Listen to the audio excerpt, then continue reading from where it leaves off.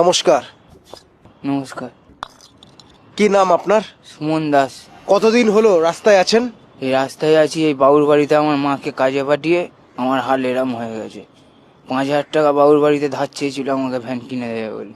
আমার মাকে 3 লাখ টাকার লোভ দেখিয়ে নিয়ে গেল, নিয়ে গিয়ে তাকে ওই গঙ্গার মধ্যে চুবিয়ে রেখেছিল। ওদেরকে বলতে গেছি, বললাম কোনো কেস করবার দরকার নেই, ভুল মানুষ মাত্রই হয়ে যায়। বলতে শোনে না, সমানে পুলিশ, খালি পুলিশকে ডাকে, আর যতবারই থানায় যাই পুলিশ কোনো অ্যাকশনই নেয় না। লালবাজারে কেস করবো বললাম, তাও সত্ত্বেও পুলিশ কোনো গ্রাহ্য করলো না। আপনি আগে কি কাজ করতেন? আমি ওই আইটি সেক্টরে কাজ করতাম, বলতে ওই এনজিওর কুত্তা ফুত্তাকে ইঞ্জেকশন দিতাম। তা একজনের ওয়াইফ আছে আর একজনের বয়ফ্রেন্ড আছে, তারা এনজিওর মধ্যে একে অপরকে কিস করছে, তা কি করে হয়?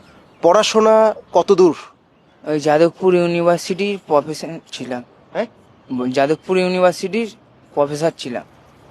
বয়স কত আপনার? 28-29। সত্যি একটা কথা বল, কি নেশা করিস? ওই গেঁজা একটুকুনি খাই।